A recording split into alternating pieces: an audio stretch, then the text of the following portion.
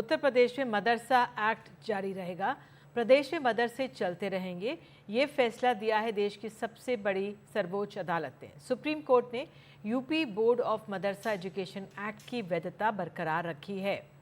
आपको बता दें, आज सुप्रीम कोर्ट ने आदेश सुनाते हुए हाई कोर्ट के उस फैसले को खारिज कर दिया जिसमें मदरसा एक्ट को असंवैधानिक बताया गया। इससे करीब 16,000 मदरसों और यहाँ पढ़ने वाले 17 लाख छात्रों को राहत मिली है। सुप्रीम कोर्ट ने इलाहाबाद हाई कोर्ट के आदेश को खारिज कर दिया। हाई कोर्ट ने उत्तर प्रदेश मदरसा शिक्षा बोर्ड अधिनियम को खारिज कर दिया था और राज्य से विद्यार्थियों को अन्य विद्यालयों में भर्ती करने को कहा था। तो ये पूरा मामला क्या है, इसकी शुरुआत कब से हुई, कैसे सुप्रीम कोर्ट तक पहुंचा, देखते हैं एक रिपोर्ट। उत्तर प्रदेश के 16,500 मदरसों के लिए मंगलवार का दिन बड़ा दिन था। देश की सबसे बड़ी अदालत सुप्रीम कोर्ट ने फैसला सुना दिया कि ये मदरसे अब बंद नहीं होंगे। दरअसल इलाहाबाद हाईकोर्ट की लखनऊ बेंच ने 22 मार्च 2024 को एक याचिका पर सुनवाई करने के बाद आदेश दिया कि उत्तर प्रदेश मदरसा कानून 2004 असंवैधानिक है और यूपी के मदरसों को बंद करने को कह दिया। हाईकोर्ट के इस फैसले के खिलाफ मदरसा संचालक सुप्रीम कोर्ट पहुंचे तो सुप्रीम कोर्ट ने उनकी दलील सुनने के बाद असंवैधानिक दिए जाने वाले हाईकोर्ट के फैसले को रद्द कर दिया और कह दिया कि मदरसे जैसे चल रहे थे वैसे ही चलते रहेंगे। 2004 में उस वक्त की मुलायम सिंह यादव सरकार ने मदरसा कानून लागू किया था।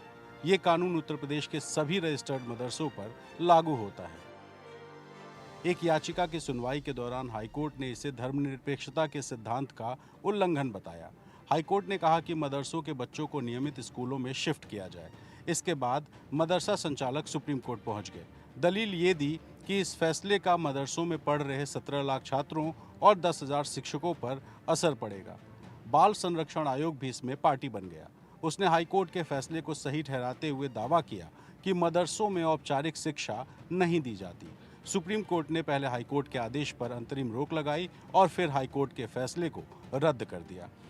सुप्रीम कोर्ट के फैसले से मदरसों का संचालन संवैधानिक साबित हो गया। बहुत राहत है मदरसों के लिए।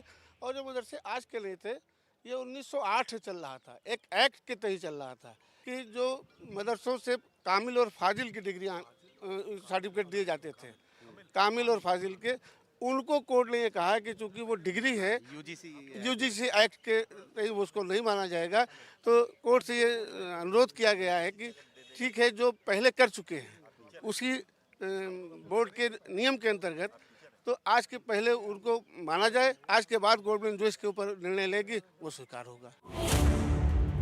उत्तर प्रदेश में मदरसों की संख्या 24,000 से ज़्यादा है और इनमें से 16,500 मदरसे ऐसे हैं जो रजिस्टर्ड हैं और इन 16,500 मदरसों में 560 मदरसे सरकारी मदद से चलते हैं, यानी इनकी फंडिंग सरकार की तरफ से होती है और बाकी मदरसे अपना खर्च खुद वहन करते हैं।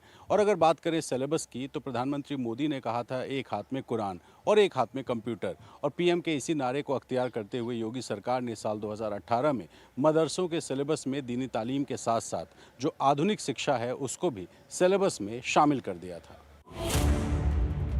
सुप्रीम कोर्ट के फैसले को लेकर मुस्लिम धर्मगुरु बेहद खुश हैं। देखिए, मैं सुप्रीम कोर्ट के इस फैसले का स्वागत करता हूं, वेलकम करता हूं। मदारिस अरबिया के लिए जो सुप्रीम कोर्ट का फैसला आया है, अगर से फैसला इसके खिलाफ आ जाता तो हमारे मदारिस अरबिया के ऊपर बहुत बड़ी इस वक्त एक अहम जिम्मेदारी ये थी कि उन लोगों को कहाँ एडजस्ट किया जाए जो मदारिस अरबिया में पढ़ा रहे हैं, और बेरोज़गारी का स्तर और बढ़ जाता।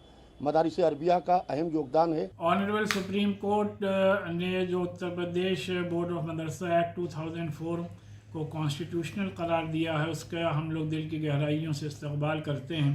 और इलाहाबाद हाई कोर्ट ने जो अनकॉन्स्टिट्यूशनल करार दिया था उससे लोगों में बड़ी मायूसी पैदा हो गई थी। लेकिन आज सुप्रीम कोर्ट ने जो ये फ़ैसला दिया है, इससे हज़ारों नहीं बल्कि लाखों की तादाद में जो स्टाफ है, स्टूडेंट्स हैं, टीचर्स हैं और उनके पेरेंट्स हैं, उन्होंने एक राहत की सांस ली है।